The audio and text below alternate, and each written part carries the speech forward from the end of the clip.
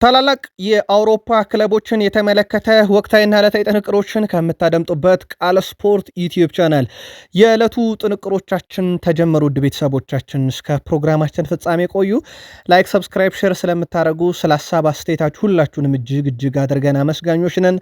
ላይክ ብታደረጉን ደግሞ ለእኛ ለቀጣይ ፕሮግራም እንደ መሻሻያ ግብአት እንወስደዋለን፣ ሀሳብ አስተያየታችሁን ጨምሮ ማለት ነው። ውድ ቤተሰቦቻችን ዛሬም ለእናንተ ውድ አድማጮቻችን መረጃዎቻችንን ስናደርሳችሁ ወቅታዊ ጉዳዮች፣ በጣም ትኩሳት የበዙበት ማድሪድን እናስቀድማለን። ሰፋ ያለ የቡድን ዜና ይዘናል። ወቅታዊ የፕሬዚዳንቱ ጋዜጣዊ መግለጫ ባርሴሎናንም ሸንቆጥ ያደረገ ምርመራም የተከፈተበት እንደሆነ ይታወቃል። በዛው ጉዳዩን እናነሰዋለን። የስፔን ክለቦች ላይ ተጨማሪ መረጃዎችን ትከታተላላችሁ ከኛ ጋር ከቆያችሁ። ከዛ ውጭ የዓለም ዋንጫ እየቀረበ ነው። ስለዚህ አዳዲስ ጉዳዮች ሁሌም በዓለም ዋንጫ በፕሪሚየር ሊግ የመሸጋገሪያ ሰዓታችን እንደሚደርስ ይታወቃል። እሱንም እናደርሳችሁና በአውሮፓ ዙሪያ በርከት ያሉ አጫጭር ስፖርታዊ ጥንቅሮቻችን በቅደም ተከተል ሰዓታቸውን ጠብቀው የሚደርሱ ይሆናል። በተወዳጁ የእንግሊዝ ፕሪሚየር ሊግ የመረጃ ሰዓታችን ለሲቲዝኖች ለውሃ ሰማዮቹ ለአራት ተከታታይ ዓመት ለፕሪሚየር ሊግ ባለክብሮቹ ሲቲዝኖች ትልቅ ዜና ይዘን መተናል። ታደምጡታላችሁ፣ ትከታተሉታላችሁ። ፔፕ ጋርዲዮላ የሰጡት ጋዜጣዊ መግለጫ አለ። በጣም ለየት ያለ ነው። አንድ ነገር አስፈርቶኛል ብለዋል። ያስፈራቸውን ነገር እንነግራችኋለን። ላይክ እያረጋችሁ ከቆያችሁ ትከታተሉታላችሁ። ከሊቨርፑል ጋር በተያያዘ ውድ ቤተሰቦቻችን ወጣቱን ተጫዋች እንመለከታለን።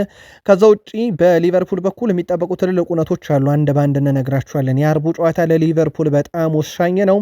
የቡድኑ የወቅቱ ወሳኝና ቁልፍ ተጫዋችንም የተመለከተ የቡድን ዜና በሊቨርፑል የመረጃ ሰዓታችን ለሻምፒዮኖቹ ሊቨርፑሎች እንደዚሁ የሚደርስ ይሆናል። ላይክ እያረጋችሁ የሊቨርፑልም ደጋፊዎች ሀሳብ አስተያየታችሁን እያጋራችሁን እነኝና ሌሎች መረጃዎችን ተከታተላላችሁ። ዩናይትድ ቤት ሰበር መረጃ ይዘናል። በስተመጨረሻም ዩናይትድን ቀጣይ ዓመት በአሰልጣኝነት የሚመራው ሰው ታውቋል። ሰበሩን መረጃ በዩቲዩብ ገጻችን ትከታተላላችሁ። ስለ አሰልጣኙም ለየት ያለ ጥንቅር አሰናድተናል። እነ ካርሎስ ካዜሜሮ ምስክርነታቸውንም የሰጡበት ሰው ነው። በእርግጥ ካዜሜሮን የተመለከተ ተጨማሪ ሰበር መረጃ ይዘናል። የዩናይትድ የመረጃ ሰዓታችን ወጣቶቹን ተጫዋቾች ከጉዳት የመጣ ዝውውርን በዩናይትድ የሚቆጩ 3-4 ሰዎችን እናነሳቸዋለን። በምክንያት ነው። ላይክ ካረጋችሁ ተጨማሪ መረጃ ይዘናል። የኦሊቨር ግላስነር ቡድን ዋንጫ የሚወስን ቡድን እንደሆነ ይታወቃል።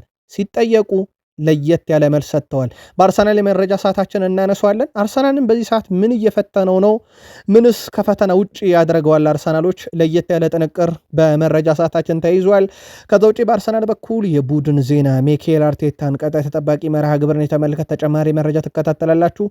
ላይክ ግዴታ ያስፈልገናል። ላይክ አድርጉን፣ አበረታቱን። ሀሳብ አስተያየት እንቀበላለን። የሁላችሁንም እጅግ አድርገን ግን ሳናመሰግን ማለፍ አንወድም። በድጋሜ መልካም ቆይታ ተመኘን። ማድሪድን እናስቀድም። አልቫሮ አረቤሎዋ ሪያል ማድሪድ ሁሌም የሚመለስ ቡድን ነው ብሏል።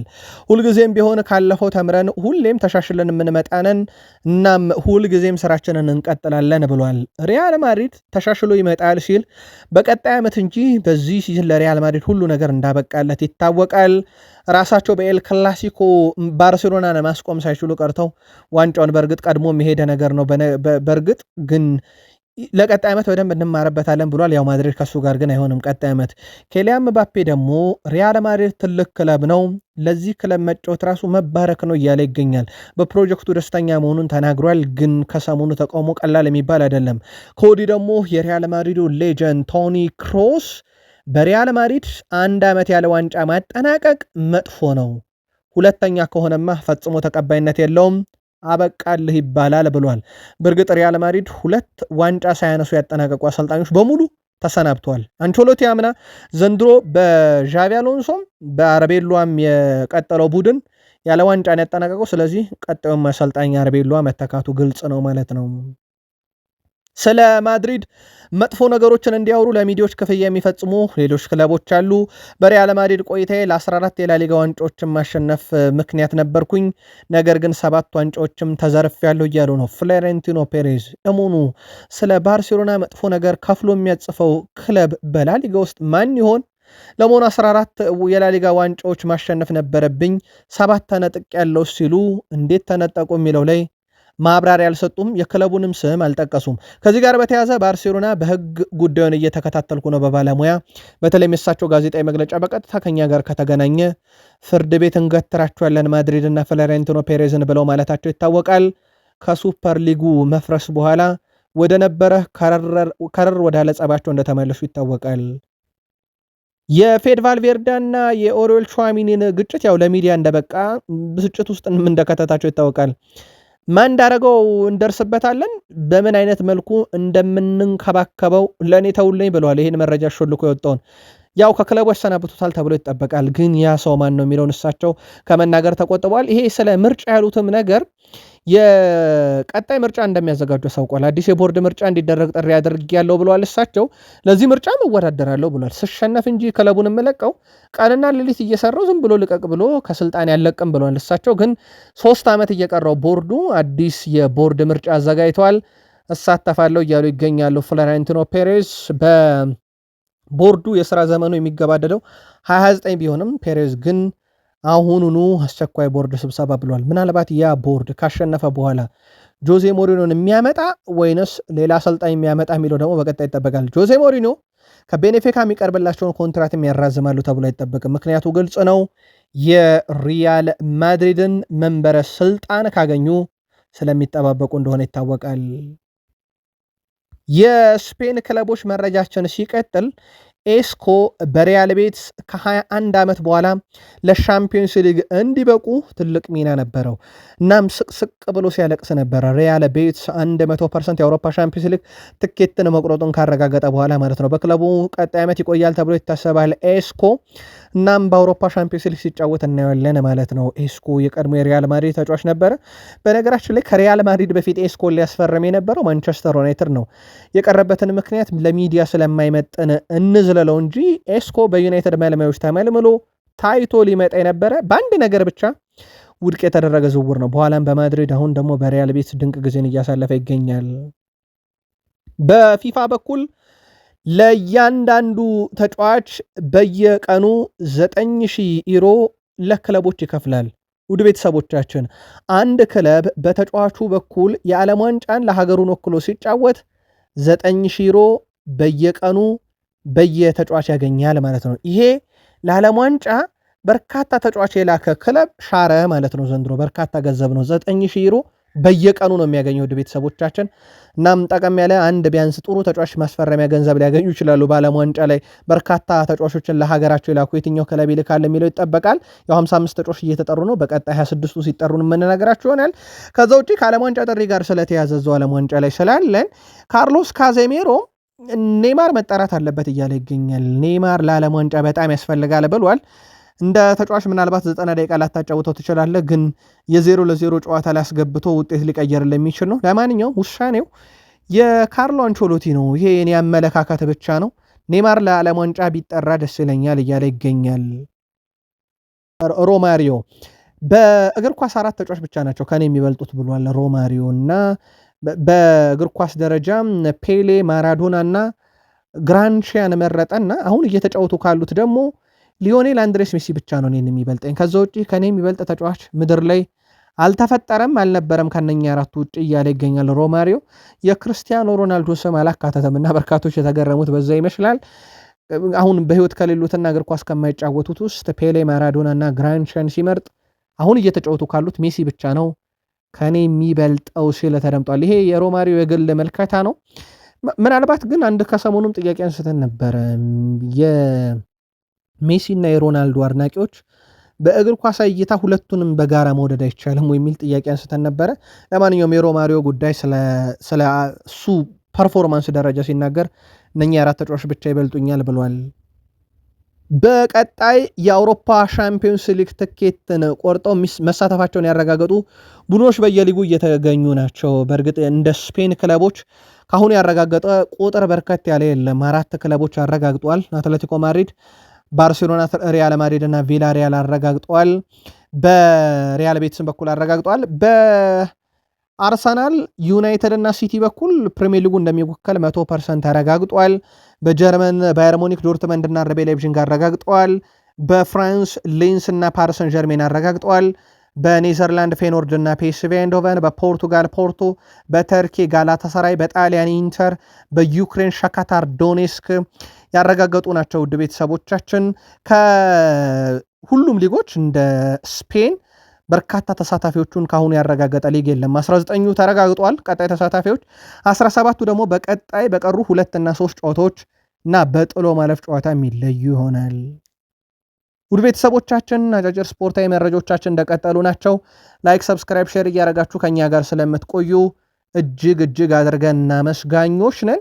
የእንግሊዝ ፕሪሚየር ሊግ መረጃዎቻችን ይቀጥሉ። አብራችሁን ቆዩ። በድጋሜ መልካም ቆይታ ተመኘን። ሪያል ማድሪድ ቤት ሲፈለግ ነበረ የሲቲው አማካኝ ሮድሪ። ሲቲ ደግሞ ተጫዋቹን ከመሸጥ ይልቅ ኮንትራት አቅርቦ ማራዘምና ከሸጠም ደግሞ ረብጣ ብሮችን ማግኘት እቅዱ ነበረ። አሁን እየወጡ ባሉ መረጃዎች መሰረት ሮድሪ ሌሎች ክለቦች ከማምራት ይልቅ በሲቲ የቀረበለትን አዲስ ውል ይፈርማል የሚል መረጃ በሰበር ወጥቷል። ከታማኝ የዜና ምንጮች ጉዳዩን ለማጣራት ጥረት እያደረግን ነው፣ ግን እንደ ሩመር መረጃውን ያዙት ሲቲያን ሮድሪ በሲቲ ይቆያል፣ ፌርማውንም ለመፈረም በቃል ደረጃ ስምምነት አለ የሚለውን። ሌላው በስፔን ክለቦች ስሙ በማድሪድም በባርሴሎናም እየታማ የነበረው ሃላንድም በተመሳይ በክለቡ ቀጣይ ዓመት እንደሚቆይ ነው መረጃዎቹ እየወጡ የሚገኙት። በዚህ ዓመት ብቻ ውድ ቤተሰቦቻችን ያለው የግብ አስተዋጽኦ ብዛት ፍጹም የተለየ ነው። እንዳጠቃላይ በፕሪሚየር ሊግ 131 ጨዋታ ላይ ደርሷል። በፕሪሚየር ሊግ ብቻ ነው ይሄ እንግሊዝ ፕሪሚየር ሊግ ለሲቲ 135 የግብ አስተዋጽኦ አለውና ከተጫወተው በላይ የግብ አስተዋጽኦ ያለውን ተጫዋች በየትኛውም ገንዘብ ይለቃል ተብሎ አይጠበቅም። ማንቸስተር ሲቲ 135 የግብ አስተዋጽኦ 111 ግብ ናቸው፣ 24 አሲስት ያለው የሲቲው የፊት መስመር ተጫዋች ኤርሊንግ ብሮት ሃላንድ እሱም በተመሳሳይ በሲቲ ቤት ለረጅም ጊዜ የሚያቆይ ኮንትራት ቢኖረውም ስጋቶች ነበሩ፣ ግን ቢያንስ ቀጣይ ዓመት ይቆያል ተብሎ ይጠበቃል። አሁን እርግጥ ያልሆነው ነገር የጆሴፍ ፔፕ ጋርዲዮላ የሲቲ ቆይታ ነገር ነው። ምናልባት እሳቸው በቀጣይ ውድድር ዓመት በማሬስካ ሊታኩ ይችላሉ የሚሉ መረጃዎች በስፋት እየወጡ እንደሆነ ይታወቃል። በእርግጥ ጉዳዩን በሁለቱም ዩቲዩብ ገጻችን እየተከታተልን ከስር ለሲቲዝኖች የምናደርሳችሁም ይሆናል። ሊጉ በእጃችን አይደለም ብለዋል ፔፕ ጋርዲዮላ። የማንቸስተር ሲቲ አሰልጣኝ ፔፕ ጋርዲዮላ ሊጉን የማሸነፍ እድል አለ ወይ ተብለው ሲጠየቁ አለ ብለው ያምኑ እንደሆነም የተጠየቁት እሳቸው ታዲያ ዋናው ጨዋታ በቀጣኛ እያሸነፍን አርሰናል የሚጥላቸው ነጥቦች ናቸው። ትኩረታችን ከፊታችን ባሉ ሁሉም ጨዋታዎች ላይ ነው። ፕሪሚየር ሊጉ ግን አሁን እኛ እጅ ላይ አይደለም፣ እኛ እንወስነውም ብለዋል። ሮድሪ ዓለም ዋንጫ ሊያመልጥ የሚችልበት እድል ስለመኖሩ የጠየቁት ጋርዲዮላ በዚህ ጉዳይ ላይ ምንም የምለው ነገር የለም ብለዋል። ጥሪ ካልቀረበለት ግን ያመልጠዋል ብለዋል እሳቸው እንጂ በጉዳት ደረጃ ያመልጠዋል የሚል መረጃን አልሰጡም። ግን ጥሪ ካመለጠው ጥሪ ካልደረሰው ሊያመልጠው ይችላል የሚል ሀሳብ አጋርተዋል። ናታን አኬ ከኛ እንደሚቀጥል ተስፋ አደርጋለሁ። ቀሪ ኮንትራት አለው፣ ነገር ግን በቀጣይ የሚፈጠረውን አላውቅም ብለዋል። ሌላ ምናልባትም ሲቲ ቤት ከነ ጆን ስቶንስ በኋላ ከነ ቤርናንዶ ሲልቫ በኋላ ተሰናባሽ ሊሆን ይችላል ተብሎ ግን የሚጠበቀው ተጫዋች ናታን አኬ እንደሆነ ይታወቃል።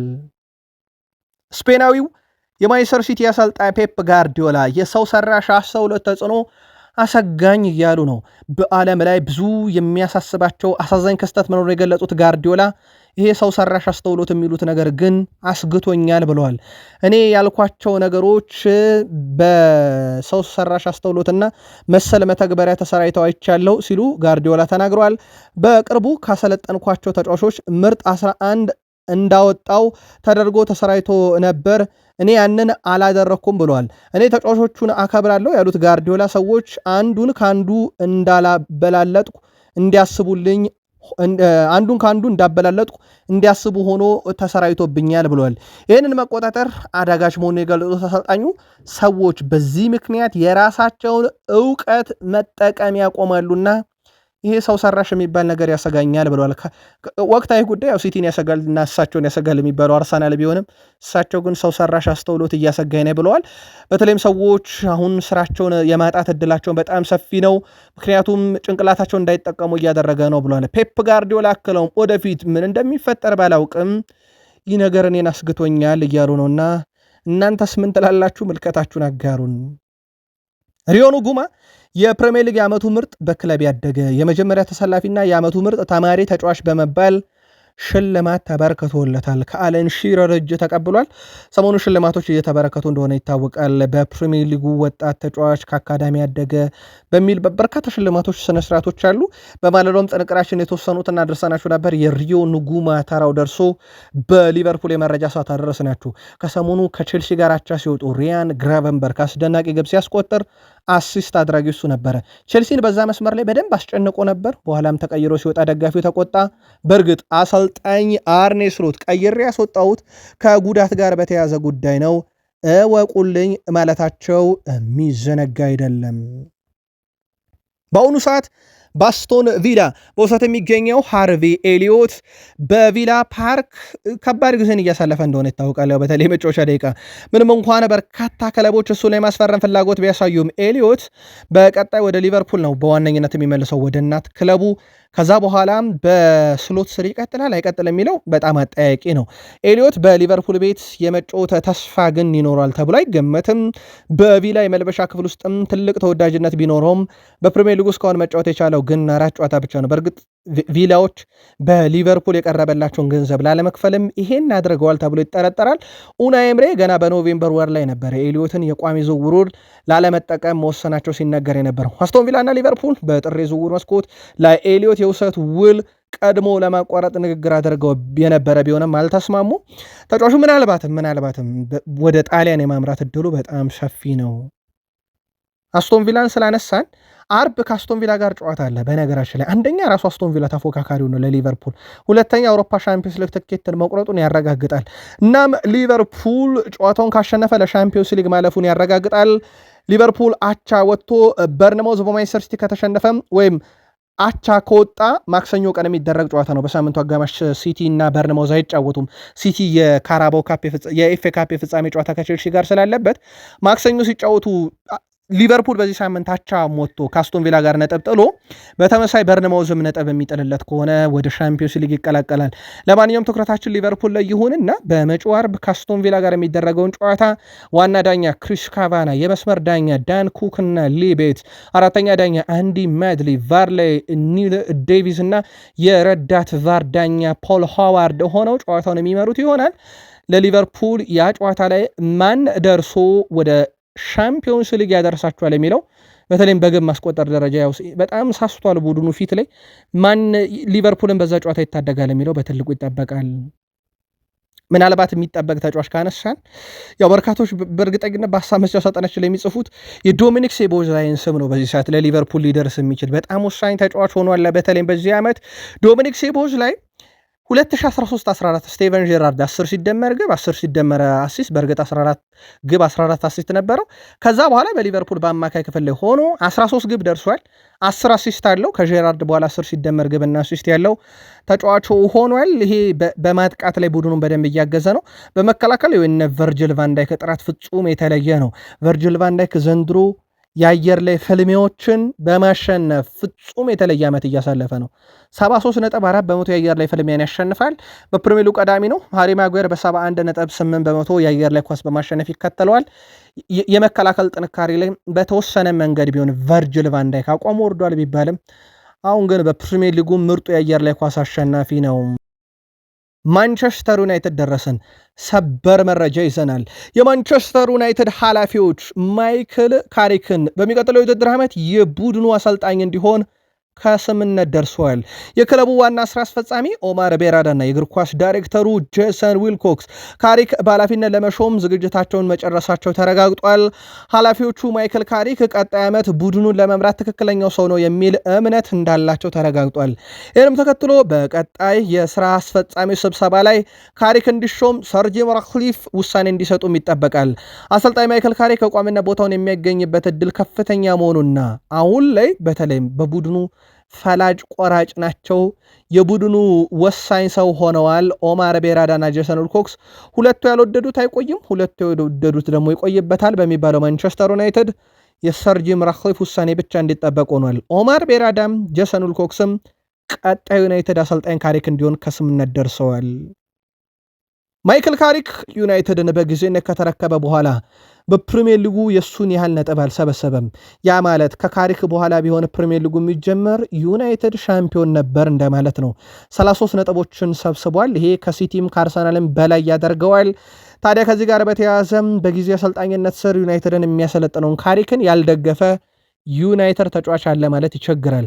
ተሰናባቹ ካዘሜሮ እንኳን ቀጣይ ዓመት በዩናይትድ እንደማይቆይ እያረጋገጠ ልክ አንቾሎቲ ወደ ሪያል ማድሪድ ሲመጣ አንቾሎቲ ትልቅ አሰልጣኝ ነው ብለው እንዲቀበሉ ያደረጋቸውን አይነት ይዘት እያየውበት ነው ብሏል። አሁን ላይ ካሪክም ቢሆን በጣም ትልቅ ተሰጥኦ ያለው አሰልጣኝ ነው። በጣም ጥሩ የሆኑ ረዳት ሰራተኞችም አሉት። በዛ ላይ ብልህ ነው። ነገር ግን ለእኔ ከሁሉም በላይ ምርጡ ነገር ስለ ክለቡ ያለው እውቀት ነውና ካሪክ መሾም ያለበት ሲል ካዜሜሮ ቀጣይ ዓመት በዩናይትድ እንደማይቆይ እያወቀ እንደሆነም ይታወቃል። ካዜሜሮ ለእኔ ኮቢ ሜይኖ በእግር ኳስ ክለብ የአሁኑ ጊዜ የሚወክል ተጫዋች ነው። የማይታመን ብቃት አለው። በእርግጠኝነት የወደፊቱን ዩናይትድ ከእሱ አንጻር መገመት ይቻላል። በጣም ትልቅ ደረጃ ክለቡን መውሰድ የሚችል በጣም አስደናቂ ተጫዋች ሲል አወድሶታል ካርሎስ ካዜሜሮ ኮቢ ሜይኖን። ያው አልጋ ወራሽ ሆኖ እንግዲህ በዛ የሜዳ ክፍል ላይ በእርግጥ አሁንም እየተጫወተ ነው። በሚና ደረጃ ደግሞ ያው ካርሎስ ካዜሜሮን ከሚተካው ጋር ይጠበቃል ኮቢ ሜይኖ ጥምረት። ካዜሜሮ ከኦልድ ትራፎርድ የመጨረሻ ጨዋታ በፊት ወደ ልምምድ ተመልሷል። ማኑኤል ኡጋርቴ እንዲሁ ወደ ልምምድ ተመልሷል። ስለዚህ በማንቸስተር ዩናይትድ እና በኖቲንግሃም ፎረስት መካከል የሚደረገው ለዩናይትድ የመጨረሻው የዚህ ዓመት የኦልድ ትራፎርድ የፕሪሚየር ሊግ ጨዋታ ላይ ካርሎስ ካዜሜሮ ስንብት በሚያደርግ ቀን ጨዋታው ላይ እንደዚሁ ይገኛል ተብሎ ይጠበቃል። ጄጄ ጋብርኤል እጅግ በጣም ደስ ብሎኛል። ይህን እንዳሳካ ለረዱኝ አሰልጣኝ፣ ስታፍ አባላት፣ ተጫዋቾች ምስጋና ማቅረብ ያለብኝ ሲል ተደምጧል። ገና በ15 ዓመቱ የሰራቸው ነገሮች በጣም አነጋጋሪ ሆነዋል። አሁን ለዩናይትድ ከ18 ዓመት በታች ቡድን እየተጫወተ ነው። ቀጣይ ህጉ በሚፈቅደው ዕድሜ ላይ ሲደርስ ወደ ፕሪሚየር ሊግ ዋናው ቡድን በዩናይትድ እናየዋለን ተብሎ ይጠበቃል። ዩናይትድ ቤት በርካታ ታዳጊዎች አሉ። ለአብነት ያክል ሃይደን ኤቨን በዚህ ውድድር ዘመን በፕሪሚየር ሊጉ የመሬት ላይ ፍልሚያዎችን በማሸነፍ ወደ 71.2 በመቶ ቀዳሚ ነው። ከዕድሜ እኩዮቹ በላይ ነው። ይህም ሌላ ታዳጊ ተጫዋች ነው። በዩናይትድ በኩል ታዳጊ ተጫዋቾች በተለይም በቡድን ውስጥ እያየን ነው። ለአብነት ያክል ሌኒየሮን ማንሳት እንችላለን። ታዳጊ ተጫዋች ነው። በመከላከል ላይ ድንቅ ነው። በአንዳንድ ትልቅ ጨዋታ ላይ የሰራቸው የመከላከል ሂደቶች በጣም አስደናቂ ነበሩ። የልምድ ጥያቄ እንዳለ ሆኖ ሌኒየሮም በዚሁ ስሙን ስላነሳን በዚህ ውድድር ዓመት በኤምሬትስ ለአርሰናል ያሸነፍንበትን ጨዋታ መቼም መረሰውም ሲል ተደምጧል። በዩናይትድ በኩል የፌድ ቫልቬርዴን ስም ስናነሳ ነበረ። በነገራችን ላይ ፌድ ቫልቬርዴ በጉዳት ምክንያት ያው እንግዲህ ምንድነው ጉዳት ደርሶበት ሐኪም ቤት እንደገባ ይታወቃል። ከኦሬል ቹዋሚኒ ጸብ በኋላ ኦሬል ቹዋሚኒ ሳይሆን ጠረጴዛን የመታኝ ብሎ ነበር። ቹዋሚኒ ምን ያለመታውትም ጠረጴዛን የመታው ብሎ ነበር። ያው መረጃው በመውጣቱ ፍሎሬንቲኖ ፔሬዝ እንዴት እንደተፈሳጩ ይታወቃል። ከዚህ ጋር በተያያዘ ስሙ ከዩናይትድ ጋር መያያዙ እርግጥ መሆኑን ትራንስፈር ማርኬት ማረጋግጦ የ27 ዓመት ተጫዋች 120 ሚሊዮን ዩሮ ግን ዩናይትድን ወጪ ሊያስደረግ ይችላል እየተባለ ነው።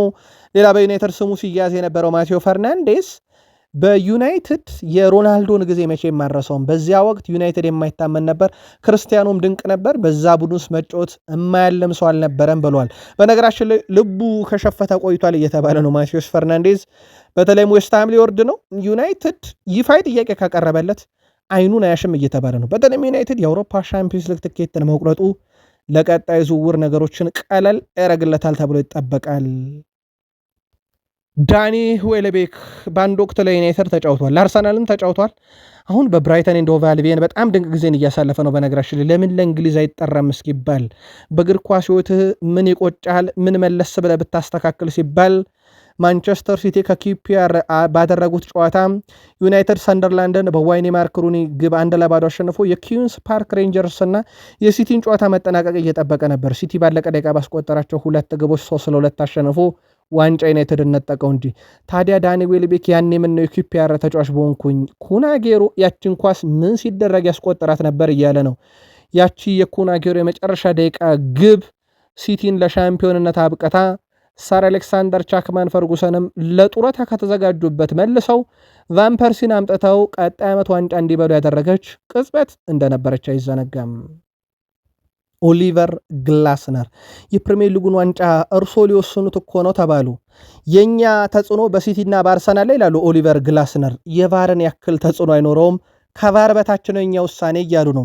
ምን እያሉ ነው የሚለውን በጥቂት እናብራራላችሁ። ውድ የቃል ስፖርት ዩቲዩብ ቻናል እና የዝውውር ቻናል ቤተሰቦቻችን ከአርሰናልም ሆነ ከሲቲ ገንዘብ አናገኝም ያሉት ግላስነር ሀሳባቸውን ሲቀጥሉ በቀጣይ ጨዋታ ለክለቡ ጥሩ የሆነውን እናደርጋለን ብለዋል። በመጨረሻ መርሃ ግብር የሊጉ ተፎካካሪ ክለቦች የሚያገኙት አሰልጣኙ ከአርሰናልም ሆነ ከሲቲኛ ምን የምናገኘው ጥቅም አለ ይላሉ።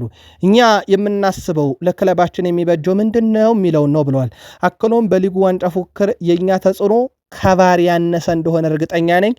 ፕሪሚየር ሊጉ ላይ ዋንጫውን አርሰናልም በላው ሲቲ ቫር የወሰነው ውሳኔ እኛ በጨዋታ ከምናስመዘገበው ውጤት የከፋም የበለጠ ነውና አርሰናልም ይብላ ሲቲ ችግሩ እኛ ፓላሶች ሳንሆን ቫር ነው እያሉ ነው።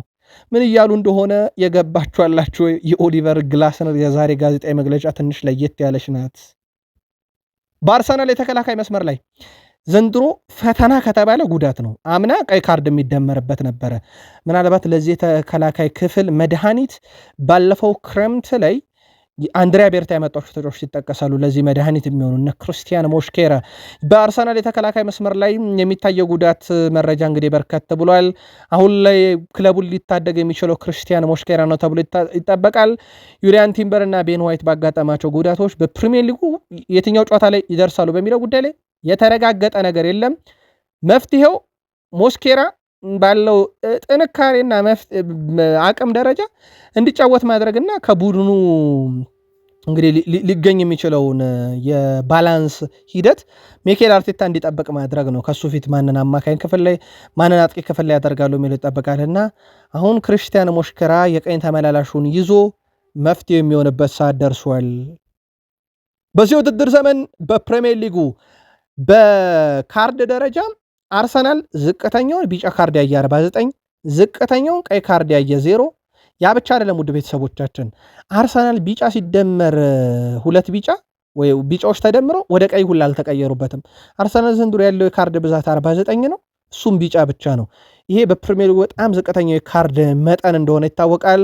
በዘንድሮ የውድድር ዓመት በእርግጥ ሲቲም ብራይተንም ቀይ ካርድ አልተመለከቱም። የአርሰናል ግን ለየት የሚያደርገው ከብራይተንም ከሲቲም ለየት የሚያደርገው የቢጫ ካርዱ መጠን ነው። ሲቲ ወደ 63 ቢጫ ካርዶችን ተመልክቷል። ብራይተን 86 ቢጫ ካርዶችን ተመልክቷል። አርሰናል እንዳልኳችሁ የከበዳቸው ነገር ዘንድሮ ጉዳት እንጂ የካርዱን ነገር በደንብ አስተካክለውታል። ፒተር ቼክ በማህበራዊ ትስስር ገጹ ላይ ዳቪድ ሪያ ላይ ግልጽ ጥፋት ነበረ፣ ግብ ጠባቂውን እንደዛ አደናቅፈህ ጎሉ እንዲቆጠር መጠበቅ ስህተት ነው ፒተር ቼክ ነው ያለው። በእርግጥ ለአርሰናልም ተጫውቷል። በደንብ ታሪኩ ያለው በቼልሲ ቤት ቢሆንም የዳቪድ ሪያ ነገር አሁን በርካቶች ጥፋቱን አምነዋል። ዳቪድ ሪያ ላይ በትክክል ጥፋት ተሰርቷል፣ ጥፋቱ ጎሉ እንዳይቆጠር መደረጉም ትክክል ነው የሚለውን ሁሉም አሁን እየተስማማበት መጥቷል። በአንድ ነገር ነው አሁን ደግሞ ክርክሩ ያለው አርሰናልስ እንዲህ ሲያደርግ አልነበረ ወይ የሚል። ፖል ስኮልስ ግን አርሰናል ሕጉን አክብሮ ነው ሲጫወት የነበረው የሚል ይዘት ያለው ሐሳብ ከሰሞኑ ማጋራቱ የሚዘነጋ አይደለም። አርሰናል በሳምንቱ መጨረሻ ከበርንሌ ይጫወታል።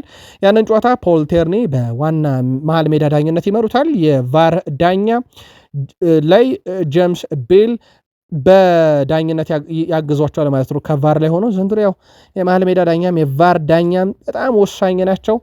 የቫር ዳኛ የዘንድሮ ጥቅም ነው ጉዳት ነው የሚለውን ግን በአመቱ መጨረሻ በደንብ የሚገመገም ይሆናል። ዳቪድ ሉዊስ ስለ ሚኬል አርቴታ ይናገራል። ከሱ ጋር መስራት ከጀመርኩበት ቅጽበት ጀምሮ ከዓለም ምርጥ አሰልጣኞች አንዱ መሆኑን ተረድቻለሁ። አሁን ምርጥ ውጤቶችን በማሳካት ላይ ስለሆነ ያ ለሁሉም ግልጽ ነው ብዬ አምናለሁ ብሏል ዳቪድ ሉዊስ። አሁን ሁሉም በሚያየው ነገር ተመርኩዞ መፍረድ ቀላል ይመስለኛል፣ ነገር ግን ከእይታ ውጪ የሚያደርጋቸው ነገሮች በሜዳ ላይ ከሚፈጠሩት ነገሮች እጅግ የላቁ ናቸው ይላል። በክለቡ ሁሉንም ነገር ቀይሯል ብዬ አስባለሁ ሚኬል አርቴታ አርሰናል ቤት። ምናልባትም በአርሰናል ቤት ጎድሎ የነበረው የአሸናፊነት አስተሳሰብ ራሱ አሁን አለ። እንዲህ አይነት አርሰናል መቼ ነው ያያችሁት? አስታውሱ፣ አትርሱ እያለ ነው ዳቪድ ሉዊስ። ሚኬል አርቴታ አሁን እያሳካቸው ያሉ ነገሮች ይገቡታል። ክብር ለሚኬል አርቴታ እያለ ይገኛል። በእርግጥ በቡድን ውስጥ የሚኬል አርቴታ መምጣት የፈጠረው መነቃቃት ቀላል የሚባል አይደለም። በእርግጥ ሚኬል አርቴታም ከመጣ በኋላ ነው አርሰናል ከረጅም ጊዜ በኋላ ቀንደኛ የዋንጫ ተፎካካሪ ክለብ የሆነው። በአርሰናል በኩል ውድ ቤተሰቦቻችን የዝውውር ጉዳይን በተመለከተ በርካታ መረጃዎች እየወጡ ይገኛሉ። ግን በአርሰናል ዝውውር ጉዳይ ላይ አንድ ልናነሳ የወደድነው ነገር ሞር አርሰናሎች ከዓመቱ መጠናቀቅ በኋላ በደንብ ትኩረት አድርገው ዝውውሮችን ይፈጽማሉ ተብሏል። ግን በአርሰናል ዝውውር ውስጥ አንድ ነገር በዋነኝነት ተይዟል። ይህም ሽያጭ ነው። አርሰናል በቀጣይ ኮከብ ተጫዋቾችን ይሸጣል፣ ምንም ጥያቄ የለውም። አሁን ትልቁ ጥያቄ ለአርሰናል ጥቅም የማይሰጥ ኮከብ ተጫዋች ማን ነው የሚል ነው። አምና በርካታ ገንዘብ ፈሰስ አድርገዋል፣ በርካታ ተጫዋቾችን ወደ ቡድን አምጥቷል። ዘንድሮ ደግሞ ያንን ለማጣጣም የሚቀንሷቸው ከዋክብቶች ይኖራሉ። በትልቅ ገንዘብ የሚሸጧቸውም ከዋክብቶች ያስፈልጓቸዋል። አርሰናል ማንን ሸጦ ማንን አሰንብቶ ማንን ያመጣል በቦታው የሚለው ደግሞ ቀጣይ ክረምት የዝውውር መስኮት ላይ በስፋት ይጠበቃልና አርሰናል ቤት አሁን ሙሉ ትኩረት ያለው ከዝውውር ይልቅ የፕሪሚየር ሊግ ቀሪ 2 ጨዋታ ከሲቲ አንጻር እንዲሁም የአውሮፓ ሻምፒዮንስ ሊግ ጨዋታ በቡዳፔስት ፑሽካሽ አሬና ስቴዲየም ከፓሪስ ሰን ዠርሜን ጋር ሆኗል። በእርግጥ ከዚህ ውጭም በዚህ ሰዓት ያስቡ ዘንድ አይገደዱም አርሰናሎች። ዋንጫው 22 ዓመት የተጠበቀና በታሪክ ታይቶ የማይታወቅ ስለሆነ እዚህ ጋር እናብቃና ጥቂት ቆይተን እንመለስ። መልካም ቀን።